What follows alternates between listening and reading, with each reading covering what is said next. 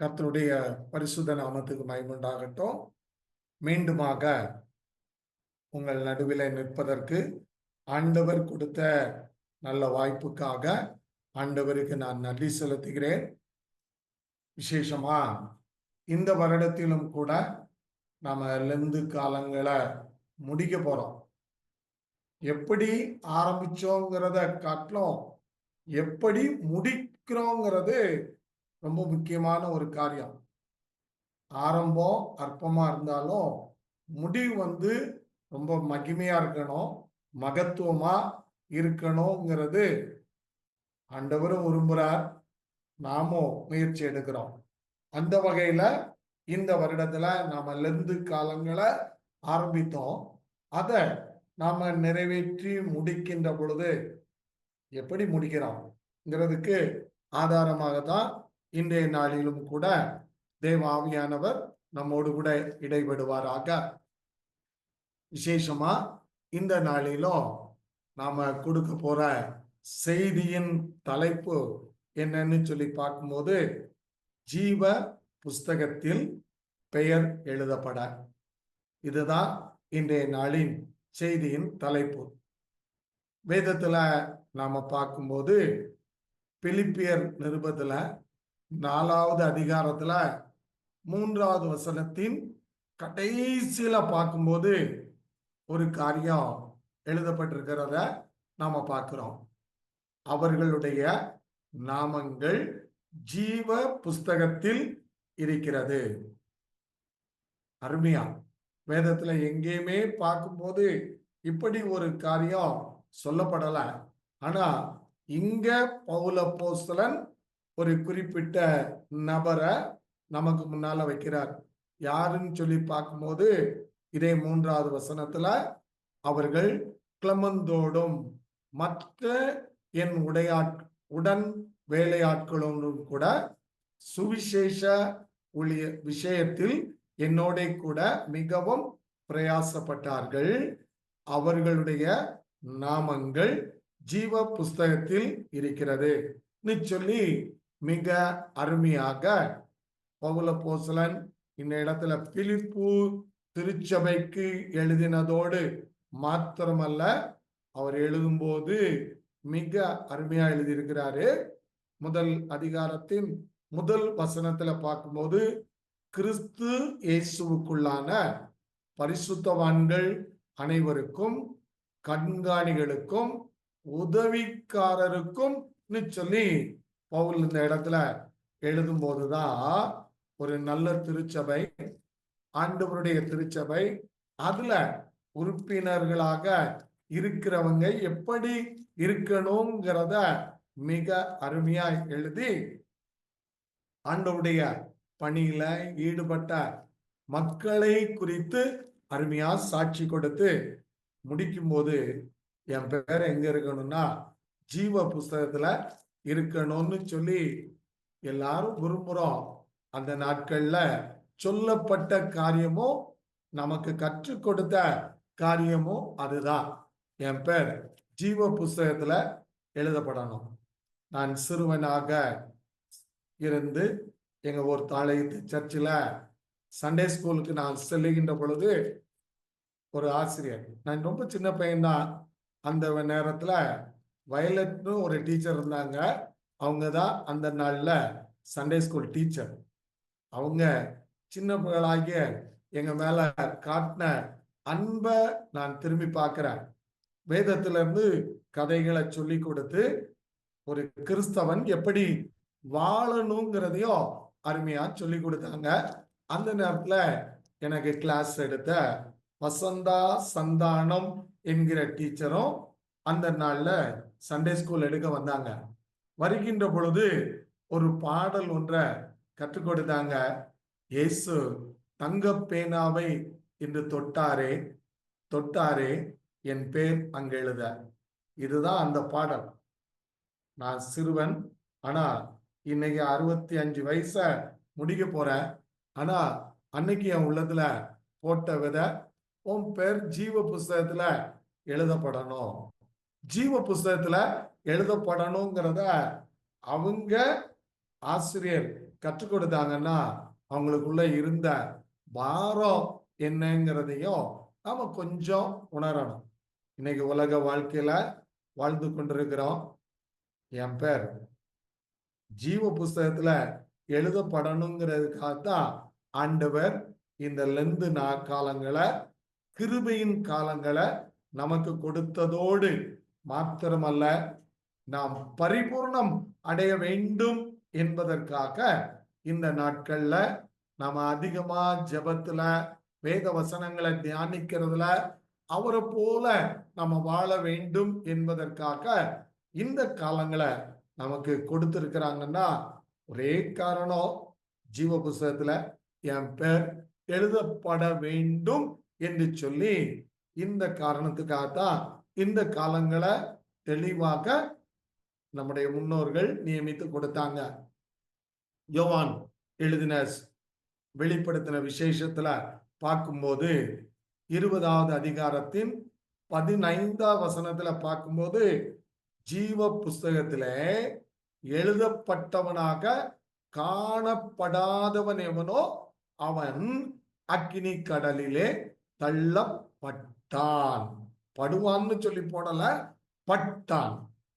அப்போ உலக வாழ்க்கையில வாழ்ந்து கொண்டிருக்கிற ஒவ்வொரு மனிதனுக்கு உள்ளாகவும் ஆண்டவர் நியமித்திருக்கிற காரியம் என்னன்னா, ஜீவ புஸ்தகத்துல என்னுடைய வாழ்க்கை, என்னுடைய சரித்திரம் எழுதப்படுகின்ற பொழுது என்னுடைய கிரியைகள் தேவனுக்கு முன்பாக நிறைவுள்ளதாக, தேவனுக்கு பிரியமானதாக காணப்படும்னு சொல்லி சொன்னா நிச்சயமாகவே நானும் என்னுடைய நாமமும் என் பெயரும் ஜீவ புஸ்தகத்துல எழுதப்படும்.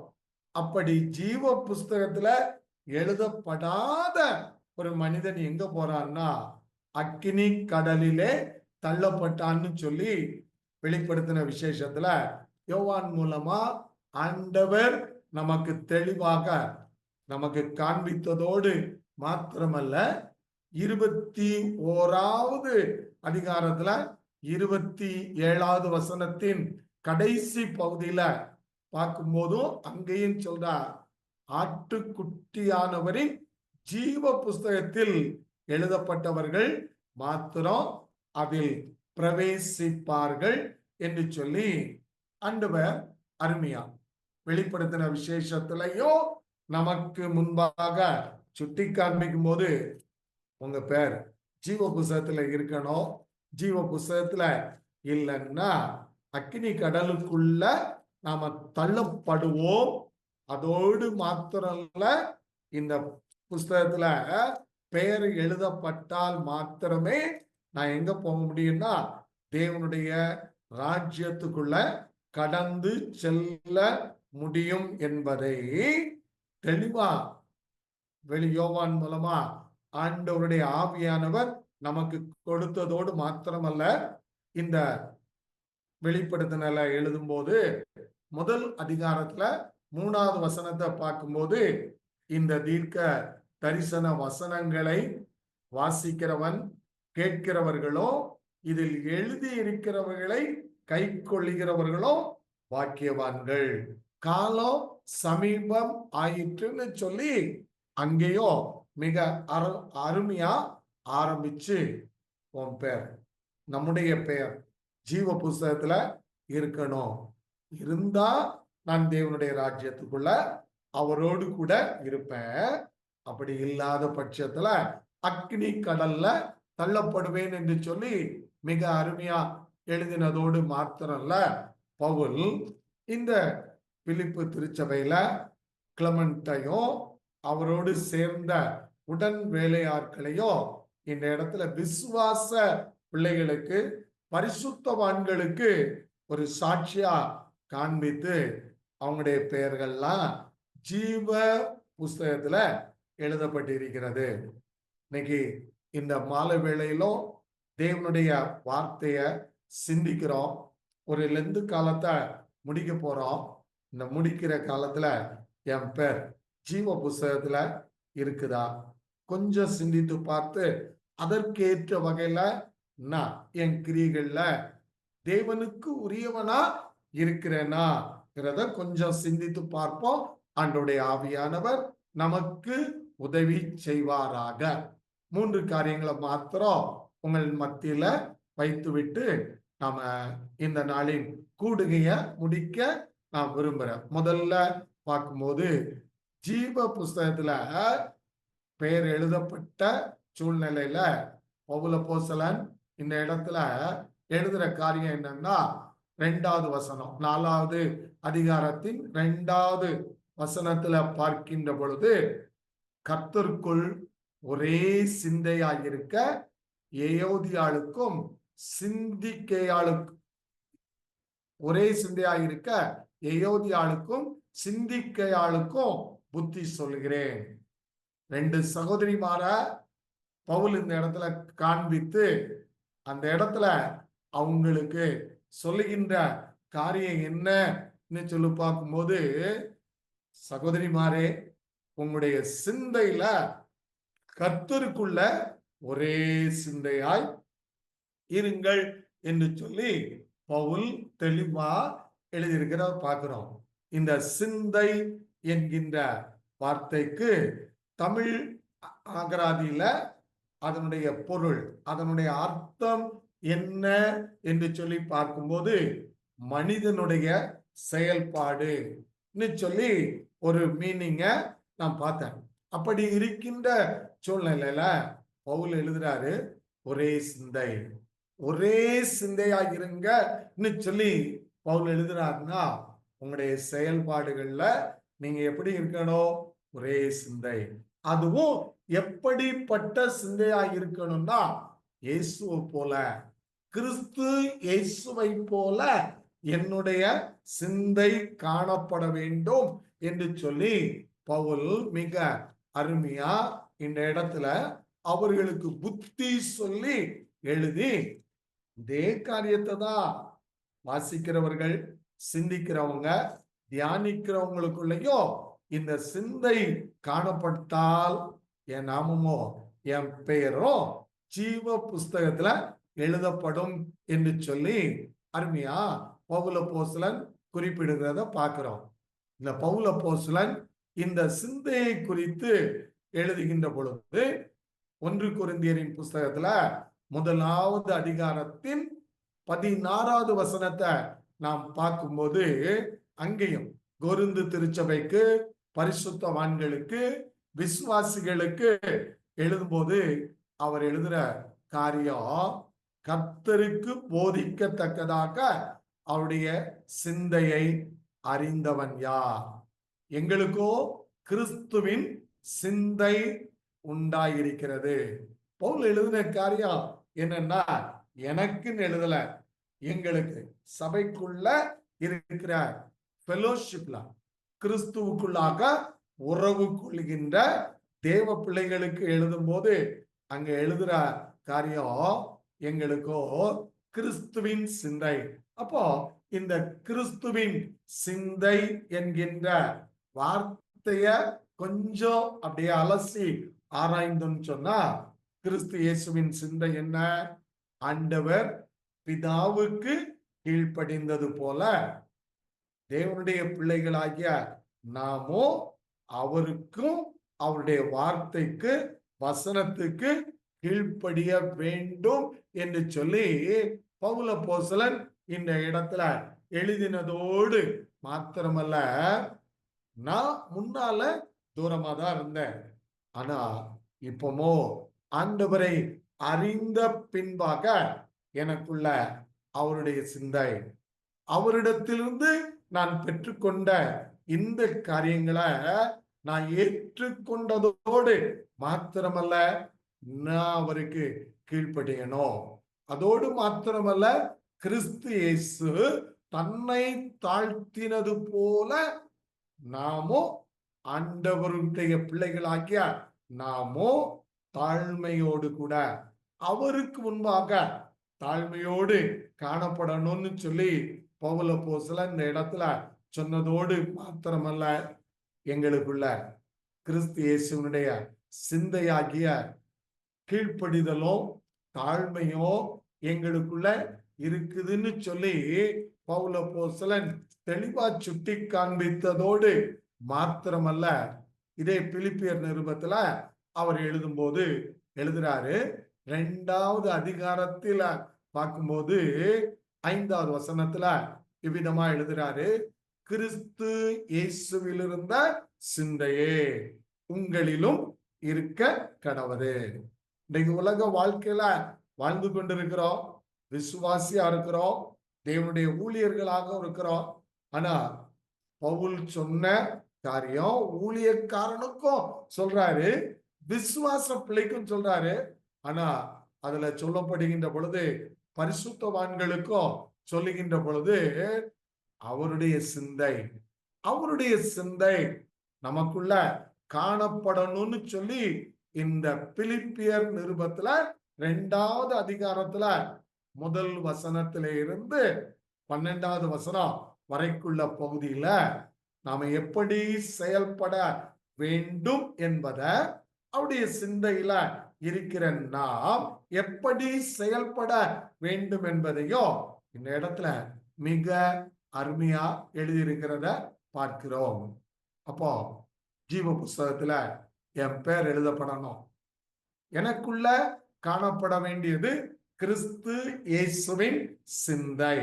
அதுக்கு என்ன செய்யணும்னு சொல்லி பார்க்கும்போது 2வது அதிகாரத்துல 2வது வசனத்தை பார்க்கும்போது, ஏக சிந்தை, ஏக அன்புள்ளவர்களாய் இருந்து இசைந்த ஆத்துமாக்களாய் ஒன்றே சிந்தித்து என் சந்தோஷத்தை நிறைவாக்குங்கள்னு சொல்லி அப்படியே எழுதிட்டு வர. நம்ம வீட்டுல உட்கார்ந்து கொஞ்சம் இந்த பகுதியெல்லாம் சிந்தித்து பார்த்து, இந்த காலங்கள்ல எனக்குள்ள அவருடைய சிந்தை இருக்குதா? நான் அவருக்கு உரியவனா இருக்கிறேனாங்கிறத கொஞ்சம் ஆராய்ந்து பார்ப்போம்.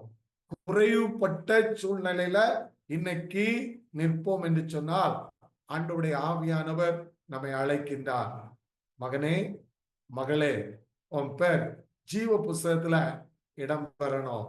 என் சிந்தை உனக்குள்ள காணப்படணும். உன் செயல்பாட்டுல நீ எப்படிப்பட்டவனா இருக்கணும்? நான் கீழ்ப்படிந்தது போல நீயும் கீழ்ப்படியணும். நான் என்னை தாழ்த்தினது போல நீயும் தாழ்த்தணும்னு சொல்லி சொன்னதோடு மாத்திரமல்ல, உன் ஃபெலோஷிப்ல ஏக சிந்தை இருக்கணும், ஏக அன்புடையவர்களா இருக்கணும்னு சொல்லி ஆண்டவர் தெளிவாக இந்த இடத்துல சுட்டி காண்பிக்கிறத நாம் பார்க்கிறோம். இந்த உலக வாழ்க்கையில வாழ்ந்து கொண்டிருக்கிறோம். ஃப்ரெண்ட்ஷிப் வேற, ஃபெலோஷிப்ங்கிறது வேற. ஆனா பவுல் இந்த இடத்துல சொல்லும்போது, என் ஃபெலோஷிப் தேவனோடும் அவருடைய பிள்ளைகளோடும் இருக்கும்போது ஏக சிந்தை என்னிடத்துல காணப்படும். ஏக சிந்தை என்னிடத்துல காணப்படுவதோடு மாத்திரமல்ல, ஏக அன்புடையவர்களாக நாங்கள் செயல்படுவதற்கு கர்த்தர் கிருபை தந்திருக்கிறார். இத வாழ்க்கையில பார்க்கின்ற பொழுது, நான் வாலிபனாக நின்ற காலங்கள்ல ஊழியத்துக்கு, சுவிசேஷ ஊழியத்துக்கு கடந்து செல்வோம். எங்களுடைய தலைவர், என்னுடைய மாமா தான் எங்களை வழி நடத்தி செல்வாங்க. செல்லுகின்ற பொழுது கிராமங்கள்ல போய் சுவிசேஷ ஊழியம் சொல்லும் போது தலைவர் என்ன சொன்னாரோ அதுக்கு நாங்க கீழ்ப்படிவோம். அதோடு மாத்திரமல்ல, மக்களை சந்திங்கன்னு சொல்லும் போது எங்க கிட்ட இருக்கிற இயேசுவ, நாங்க பெற்றுக்கொண்ட ரட்சிப்ப மற்றவங்களுக்கு நான் எப்படிப்பட்ட வாழ்க்கை வாழ்ந்தேன், எப்படிப்பட்ட கிரியில இருந்தேன், இன்னைக்கு நான் எப்படி இருக்கிறேங்கிறத மற்றவங்ககிட்ட விதைப்பதற்கு கர்த்தர் கிருபை தந்தார். அந்த கிருபைய எண்ணி பார்த்தனா இன்னைக்கு அவையெல்லாம் முளைத்தெழும்பி இன்றைக்கு பயனுள்ள பலனுள்ள பாத்திரங்களாக இருக்கிறத காணப்படுவதை நான் பார்க்கிறேன். அருமையான இந்த ஜூம் மீட்டிங்ல பார்ட்டிசிபேட் பண்ணுகிற என் சகோதரனே, சகோதரியே, இந்த மாலை வேளையிலும் தேவ ஆவியானவர் நம்மோடு கூட பேசுகிறார். நம்முடைய பெயர் ஜீவ புஸ்தகத்துல இடம் பெறணும். அதுக்கு பவுல் இந்த இடத்துல 2 சகோதரிமாருக்கும் புத்தி சொல்ற காரியம் என்னன்னா, ஒரே சிந்தையாய் இருங்கள் என்று சொல்லி புத்தி சொல்றார். இன்னைக்கு புத்தி சொல்லுகின்ற பொழுது கேட்காத ஜனங்கள் நடுவுல நம்ம இருக்கிறோம். கேட்காத ஜனங்கள் நடுவுல இருந்தாலும் வாயில எக்காலத்தை வைத்து சொல்ல வேண்டியத சொல்லணும். கேட்கிறது அவங்களுடைய விருப்பம். ஆனாலும் விதைக்கிற வசனம் ஒரு நாள் கேட்கக்கூடிய இருதயத்துல கிரியை செய்யும். ஆகையினால சோர்ந்து போகாம உற்சாகத்தோடு ஒரே சிந்தையாய் கிறிஸ்து இயேசுனுடைய சிந்தையை தரித்தவர்களாக நாம் வாழ்ந்தோம் என்று சொன்னால், வாழ்வோம் என்று சொன்னால், நம்முடைய பெயர் நிச்சயமாக ஜீவ புஸ்தகத்துல எழுதப்படும் என்பதுல சந்தேகமே இல்லை. இரண்டாவதாக பவுல் அப்போஸ்தலன் இந்த அருமையான கிளமெண்ட் அவரோடு சேர்ந்திருக்கிற பிள்ளைகளை குறித்து எழுதும்போது அவர் சொல்ற காரியம் 3வது வசனத்துல நடுவுல பார்க்கும்போது, அவர்கள் கிளமெண்டோடும் மற்ற என் உடன் வேலையாட்களோடும் கூட சுவிசேஷ விஷயத்தில் என்னோட கூட மிகவும் பிரயாசப்பட்டார்கள். எங்க பிரயாசப்பட்டார்கள் சொல்லி பார்க்கும்போது, சுவிசேஷ விஷயத்தில் என்னோட பிரயாசப்பட்டார்கள். ஆண்டவர் இந்த பூமியில நமக்கு கொடுத்த கட்டளை உலகமெங்கும் போங்க, உலகமெங்கும் செல்லுங்கள் என்று சொல்லி சொன்னதோடு மாத்திரமல்ல, சுவிசேஷத்தை பிரசங்கியுங்கள் என்று சொல்லி ஆண்டவர் தெளிவான ஒரு கட்டளை கொடுத்ததோடு மாத்திரமல்ல, நம்மிடத்துல அவர் செய்ய சொன்ன காரியம் என்னன்னா, மனம் திரும்புதல, பாவ மன்னிப்ப, சிலுவையின் மேன்மை, அவருடைய பாடுகளை, பரலோக ராஜ்யத்தை தெளிவா காண்பீங்க, நீதியை காண்பீங்க, நியாய தீர்ப்ப காண்பீங்க சொல்லி சொல்றதுதான் சுவிசேஷம். இதத்தான் ஆண்டவரும் தன்னுடைய பிள்ளைகளுக்கு, சீடர்களுக்கு அருமையா சொன்னதோடு மாத்திரமல்ல, இன்னைக்கு நாமெல்லாம் மகிழ்ந்து களி கூர்ந்திருக்கிறோன்னா, நமக்கு அன்னுடைய வசனத்தை, வார்த்தைய கொண்டு வந்த தேவனுடைய பிள்ளைகளை நாம் ஒரு நாளும் மறக்க கூடாது. அவருடைய எண்ணங்களை, அவருடைய சிந்தைகளை நாம ஒரு நாளும் மறக்கவே கூடாது. ஏனென்று சொன்னால், நாம் இன்னைக்கு உயர்ந்திருக்கிறோம் சொன்னா, தேவனுடைய பிள்ளைகள் நம் நடுவுல வந்ததோடு மாத்திரமல்ல, அவர்கள் பட்ட பாடுகள், அவர்கள் பட்ட உபத்திரவங்கள் எல்லாத்தையும் தன்னுடைய சரீரத்துல ஏற்றுக்கொண்டு நமக்கு இயேசு கிறிஸ்துடைய அன்பை கொடுத்தபடினால் இன்னைக்கு நாம நல்ல நிலையில இருக்கிறோம். 100 வருடத்துக்கு முன்னாக நாம் எப்படி இருந்தோம், நம்முடைய முன்னோர்கள் என்ன சூழ்நிலையில இருந்தாங்க, அதெல்லாம் கொஞ்சம் சிந்தித்து பார்த்தோம்னா, நாம பார்க்கும்போது என் வாழ்க்கை அன்னைக்கு மர்காஷி ஐயரும், அதோடு reverend John Thomas, Rhenius Iyer அவர்கள்லாம் வரலன்னா, இன்னைக்கு நான் இந்த இடத்துல நின்று உங்கள் மத்தியில பேச முடியாது. ஆனா அவங்க எடுத்த பிரயாசம் எப்படியாகிலும் இந்த சந்ததி, நாற்றம் எடுத்த சந்ததி, உடையின்றி நிற்கின்ற சந்ததி, இயேசு கிறிஸ்து இல்லாம நிர்வாணமா நிற்கிற இந்த சந்ததி மாறணும், இயேசு கிறிஸ்துடைய அன்பு செல்லணும்னு சொல்லி அவங்க கொண்டு வந்து கொடுத்ததன் விளைவு, அவங்க எடுத்த பிரயாசம் இன்னைக்கு நம்மை மகிழ்வுற செய்தது. இந்த பிரயாசத்தை தான் ஆண்டவரும் நமக்கு முன்னாக வைத்ததோடு மாத்திரமல்ல, நீங்களும் நானும் செய்ய வேண்டியது சுவிசேஷ ஊழியத்தை செய்யுங்க. ஆண்டவரிடத்திலிருந்து நீங்க பெற்றுக்கொண்டத, நாம் பெற்றுக்கொண்டத மற்றவங்களுக்கு கொடுங்க, காண்பீங்கன்னு சொல்லி அருமையா சொன்னதோடு மாத்திரமல்ல, இப்படி நாம செயல்பட்டோம் என்று சொன்னால் நிச்சயமாகவே நாம எங்க இருக்கணும்னா, ஜீவ புஸ்தகத்துல பெயர் எழுதப்படுகின்ற ஒரு நல்ல பாக்கியத்தை நாம பெற்றுக் கொள்கிறவர்களாக இருக்கிறோம் என்பதுல சந்தேகமே இல்லை. இத ஆண்டவரும் தன்னுடைய ஜனங்களுக்கு தெளிவாக கற்றுக் கொடுத்ததோடு மாத்திரமல்ல, நீங்களும் சுவிசேஷ ஊழியத்துல உடன் பங்காளிகளாய் இருக்கிறபடினால எவ்விதமா செயல்படணுங்கிறத மத்தேயு எழுதின சுவிசேஷத்துல 25வது அதிகாரத்துல பார்க்கும்போது 34வது வசனத்துல இருந்து 46வது வசனம் வரைக்குள்ள பகுதியில தேவனுடைய ராஜ்யத்தை ஆயத்தப்படுத்தி இருக்கிறார்.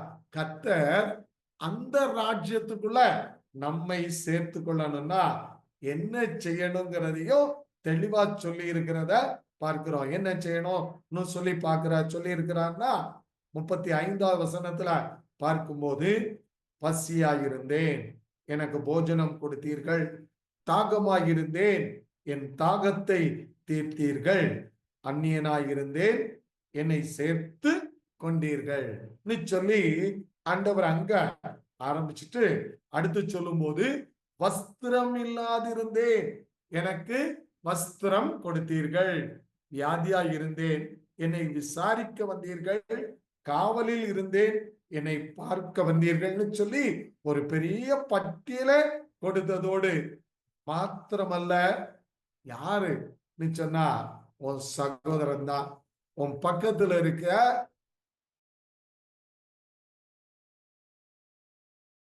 இயேசு இல்லாம அவன் நிர்வாணியா இருக்கிறான்.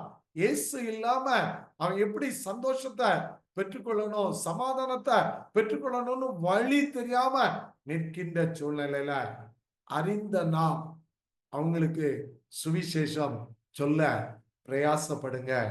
இத பவுல் அப்போஸ்தலன் தன்னுடைய வாழ்க்கையில இயேசு கிறிஸ்துவை பெற்றுக்கொண்ட பின்பாக எல்லா இடங்களுக்கும் கடந்து சென்றார். ஆண்டவருடைய அன்பை கொடுத்தார், பாடுகளை அனுபவித்தார், உபத்திரவங்களை அனுபவித்தார். விதைத்த இடங்களில் எல்லாம் இன்னைக்கு பலனை கொடுத்ததோடு மாத்திரமல்ல, இன்னைக்கும் பவுல் எழுதின நிருபங்கள் நம்மை வழி நடத்தி நம்மை உருவாக்கி தேவ ராஜ்யத்தை கட்டுவதற்கு பயன்படுத்துகின்றன.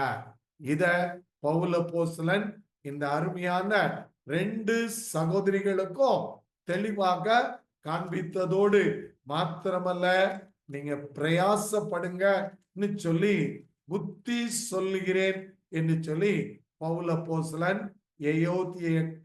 ஏயோதியாளுக்கும் சிந்திக்கையாளுக்கும் புத்தி சொல்றாரு. யாரை காண்பித்து? கிளமெண்ட, அவரோடு கூட உடன் ஊழியம் செய்த அவங்க எல்லாம் என் கூட இருந்தாங்க கிறிஸ்துவை அறிவிக்கின்ற பணியில. இந்த மாலை வேளையிலும் நம்ம சின்ன கூட்டமா ஆண்டவருடைய பாதத்துல அமர்ந்திருக்கிறோம். என் பேர் ஜீவ புஸ்தகத்துல எழுதப்படணும்னா நாம் பிரயாசப்படணும். எதுல பிரயாசப்படணும்?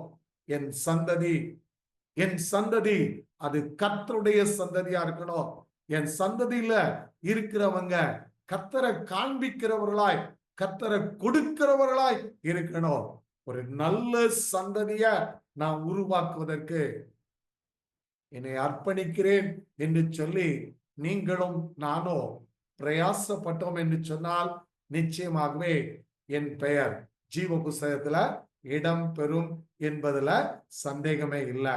கடைசியா 3வதாக பவுல் அப்போஸ்தலன் இந்த இடத்துல அவர் இதே பிலிப்பு திருச்சபைக்கும் இந்த சகோதரிமாருக்கும் சொல்லுகின்ற ஒரே காரியம் என்னன்னா, முதல் வசனத்துல பார்க்கிறோம், ஆதலால் எனக்கு பிரியமும் வாஞ்சையுமான சகோதரரே, எனக்கு சந்தோஷமும் கிரீடமும் ஆனவர்களே, பிரியமானவர்களே, இந்தபடியே கர்த்தருக்குள் நிலைத்திருங்கள். இங்க பவுல் சொல்ற காரியம் என்னன்னா, எனக்குள்ள நீங்க நிலைத்திருங்க. ஆண்டவரும் கூட சொல்லுகின்ற ஒரே காரியம், என்னில் நிலைத்திருங்கள், என்னில் நிலைத்திருங்கள் என்று சொல்லிதான் ஆண்டவரும் தன்னுடைய சீடர்களுக்கும் அவர் கட்டளையிட்டு கொடுத்ததோடு மாத்திரமல்ல, அதுல நிலைச்சிருந்தீங்கன்னா நீங்க என்னுடைய சீடர்கள், என்னுடைய சிநேகிதர்கள் சொல்லி அருமையா எழுதியிருக்கிறத பார்க்கிறோம். யோவான் எழுதின சுவிசேஷம் 15வது அதிகாரத்துக்குள்ள பார்க்கும்போது இந்த காரியத்தை மிக அருமையாக எழுதியிருக்கிறத பார்க்கலாம். 4வது வசனத்துல பார்க்கும்போது ஆண்டவர் சொல்றாரு, என்னில் நிலைத்திருங்கள், நானும் உங்களில் நிலைத்திருப்பேன். முதல் வசனத்துல சொல்றாரு, நான் மெய்யான திராட்சை செடி, நீங்க யாரு? கொடிகள். கொடிகள் சொல்லி ஆண்டவர் இந்த இடத்துல சொல்லும் போது, நான் செடிப்பா, நீங்க கொடி, நீங்க வளரணும், நீங்க பெருகணும், நீங்க வளர்ந்தீங்கன்னா தான் கனி கொடுக்க முடியும். எப்போ நான் வளர முடியும்? இயேசு கிறிஸ்துவை அறிகிற அறிவு எனக்குள்ள வேண்டும் என்ற வாஞ்சையோடு நான் கேட்பதோடு மாத்திரமல்ல, அந்த அறிவை நான் பெற்றுக்கொள்கின்ற பொழுது நான் வளர்றேன். அப்படி வளர்கின்ற சூழ்நிலையில தேவன் விரும்புகின்ற கனிகள் என்னிடத்துல காணப்படும். இன்றைய நாளின் இந்த அருமையான நாட்களிலும் பார்க்கின்ற பொழுது நம்மை வளர விடாதபடி, நம்மை கனி கொடுக்க விடாதபடி நமக்கு முன்னே இருக்கின்ற உலகம், பிசாசானவன் பல வகையில நமக்கு முட்டுக்கட்டை போட்டு நாம் வளர விடாதபடி, நாம் கனி கொடுக்க விடாதபடி தடையாக இருப்பதை நாம் அறிந்து செயல்படணும். ஆனா இன்றைய நாட்கள்ல நமக்கு விரோதமா பிசாசானவன் சைலண்டா வேத வசனங்களை கொண்டும் தேவனுடைய பிள்ளைகளை கொண்டும் நம்ம வளருவதற்கும் இடறுவதற்கும் பல காரியங்களை நமக்கு முன்னால ஓடுகின்ற பொழுது நாம மனுஷனை நம்பி மனுஷனை பார்த்து அவன் பின்னால போயிடுறோம். நம்ம வளரல, சோர்ந்துடுறோம். சோர்ந்ததோடு மாத்திரமல்ல, வழி விலகி செல்றோம். அதனாலதான் இந்த இடத்துல நீங்க நிலைத்திருங்க. யாருக்குள்ள? கர்த்தருக்குள்ள நிலைத்திருங்கன்னு சொல்லி பவுல் அப்போஸ்தலன் பிலிப்பு திருச்சபைக்கு எழுதினதோடு மாத்திரமல்ல, ஆண்டவரும் தன்னுடைய சீடர்களுக்கு சொல்லும் போது என்னில நிலைத்திருங்க, நான் உங்களை நிலைத்திருப்பேன், நான் மெய்யான திராட்சை செடி, நீங்கள் கொடிகள். ஆனா நீ கனி கொடுக்கணும்னா உன்னை நான் சுத்தம் பண்ணிக்கிட்டே தான் இருப்பேன். உனக்குள்ள இருக்கிற அசுத்தம் எல்லாத்தையும் நான் நீக்கி நான் சுத்தம் பண்ணிக்கொண்டே இருப்பேன். நான் சுத்தம் பண்றதுக்கு நீங்க இடம் கொடுத்தீங்கன்னா மிகுந்த கனிகளை கொடுப்பீங்கன்னு தெளிவா சொன்னதோடு மாத்திரமல்ல, உன் பேர் ஜீவ புஸ்தகத்துல எழுதப்படணும்னா ஆண்டவருக்குள்ள நிலைத்திருங்கன்னு சொல்லி பவுல் அந்த இடத்துல எழுதினதோடு மாத்திரல்ல, ஆண்டவரும் தன்னுடைய சீடர்களை பார்த்து சொல்லும் போது 8வது வசனத்துல பார்க்கின்ற பொழுது, நீங்கள் மிகுந்த கனிகளை கொடுப்பதினால் என் பிதா மகிமைப்படுவார், எனக்கும் சீஷராய் இருப்பீர்கள் என்று சொல்லி பவுல் அப்போஸ்தலன் ஆண்டவர் இந்த இடத்துல தன்னுடைய சீடர்களுக்கு சொன்னதோடு மாத்திரமல்ல, அடுத்து 13வது வசனத்துல சொல்லும் போது, ஒருவன் தன் சிநேகிதருக்காக தன் ஜீவனை கொடுக்கிற அன்பிலும் அதிகமான அன்பு ஒருவரிடத்திலும் இல்லைன்னு சொல்லி சொன்னதோடு மாத்திரல்ல, அடுத்த வசனத்துல சொல்லும் பொழுது, நான் உங்களுக்கு கற்பிக்கிற யாவையும் நீங்கள் செய்வீர்களானால் என் சிநேகிதராய் இருப்பீர்கள். அருமையான தேவனுடைய பிள்ளைகளை, இந்த மாலை வேளையிலும் என் பேர் ஜீவ புஸ்தகத்துல எழுதப்படணும். அதுக்கு பவுல் அங்க பிலிப்பு திருச்சபைக்கு சொல்லும் போது நிலைத்திருங்க. யாருக்குள்ள? கர்த்தருக்குள்ள, அவருடைய வசனத்துல, அவருடைய அன்புல, அவருடைய வார்த்தையில, அவருடைய கட்டளையில நிலைத்திருங்கன்னு சொல்லி எழுதினதோடு மாத்திரமல்ல, நீங்க கனி கொடுங்கன்னா ஆண்டவர் நம்மை சுத்தம் செய்கிறவர். சுத்தம் செய்வதோடு மாத்திரமல்ல, என்னுடைய பிரயாசத்தின் மூலமா பிரதிபலனை கொடுக்கும் போது ஆண்டவர் மகிமைப்படுகிறவரா இருப்பதோடு மாத்திரமல்ல, நாம அவருக்கு ஒரு ஷீடரா இருக்கிறோம். அதோடு கொடுக்கிறவர்ல என்னுடைய சிநேகிதன் என்கின்ற மேலான பாக்கியத்தை ஆண்டவர் இந்த இடத்துல தெளிவாக கொடுத்ததோடு மாத்திரமல்ல, என்னல நீங்க நிலைத்திருக்கணும்னு சொல்லி நான் விரும்புறேன். இந்த நிலைத்திருக்கதல நாம் செய்ய வேண்டும் என்று சொன்னா, நமக்கு ஆண்டவர் கொடுத்த மேலான ஒரு காரியம் ஒண்ணு உண்டுன்னு சொன்னா, நாம அவருடைய சரீரத்தையும் ரத்தத்தையும் பானம் பண்ணணும்னு சொல்லி யோவான் எழுதின சுவிசேஷத்துல 6வது அதிகாரத்துல 54 இருந்து தெளிவா ஆண்டவர் இந்த இடத்துல நமக்கு கற்றுக் கொடுத்திருக்கிறார். நம்முடைய ஆண்டவர் நம்மேல் வைத்த அன்பு, நாம் ரட்சிக்கப்பட வேண்டும், நாம் நம்முடைய நிர்வாணத்திலிருந்து விடுதலை அடையணும். நம்மை நிர்வாணமாக்கி மகிழ்ந்தவன் பிசாசு. ஆனா நிர்வாணத்தை மறைத்தவர் கர்த்தராகிய இயேசு கிறிஸ்து. அன்னைக்கு ஆதாமோ ஏவாளும் பாவம் செய்தாங்க, நிர்வாணியா இருந்தாங்க. அத்தி இலையை பறிச்சு அதுல உடைய உடுத்திட்டாங்க. ஆனா ஆண்டவரோ அந்த இடத்துல அவங்களுக்கு தோல் உடைய கொடுக்கும் போது ஒரு மிருகத்தை அடித்து கொன்று, இதன் மூலம் உன் நிர்வாணத்தை மறைச்சுக்கோ.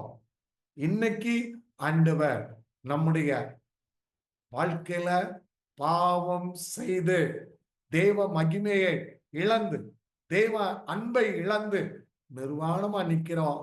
ஆனா நம்முடைய நிர்வாணத்தை மறைக்க இயேசு கிறிஸ்து சிலுவையில தன்னுடைய விலையேற பெற்ற இரத்தத்தை சிந்தி நமக்கு ரட்சிப்ப, மீட்ப, மன்னிப்ப உண்டு பண்ணி வைத்திருக்கிறார். அதுக்குதான் ஆண்டவருடைய பந்தி அண்டையில நாம் செல்லணும், அவருடைய சரீரத்தை புஷிக்கணும், அவருடைய ரத்தத்தை பானம் பண்ணணும்னு சொல்லி தெளிவா கற்றுக் கொடுத்ததோடு மாத்திரமல்ல, 56வது வசனத்துல என் மாம்சத்தை புசித்து என் ரத்தத்தை பண்ணுகிறவன் என்னிலே நிலைத்திருக்கிறான், நானும் அவனில் நிலைத்திருக்கிறேன். உலகத்தின் வெளித்தோற்றத்தை பார்க்கிறவர் அல்ல இயேசு கிறிஸ்து. உள்ள பார்க்கிறார், இருதயத்தை பார்க்கிறார்.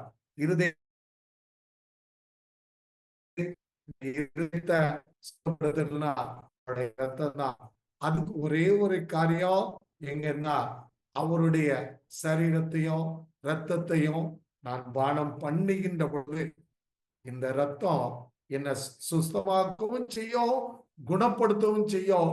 ஆனா அதே ரத்தம் என்ன நியாயம் தீர்க்கவும் செய்யும். இதையும் பவுல் அப்போஸ்தலன் தெளிவா எழுதி வைத்திருக்கிறார். இன்றைக்கு ஆண்டவருடைய அன்பை பெற்ற ஜனமாகிய நாம் அவருடைய அன்பை அறிந்திருக்கிறோமா? அவருடைய அன்பில் நிலைத்திருக்கிறோமா? இங்க பவுல் அருமையா கிளமெண்டோயும் அவருடைய நண்பர்களையும் சுட்டி காணிக்கிறார்.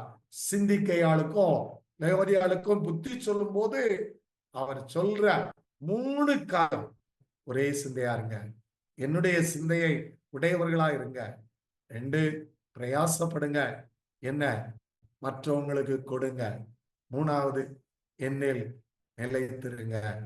ஆண்டவரே, எனக்கு என் பிள்ளைகளுக்கு இப்படிப்பட்ட கிருபையை தாரும் என்று சொல்லி நம்மை ஆண்டவருடைய கரத்துல ஒப்பு கொடுப்போமா? அப்படியே இருக்கிற இடத்துல கண்களை மூடுவோம், ஆண்டவருடைய சமூகத்தை நோக்கி பார்ப்போம்.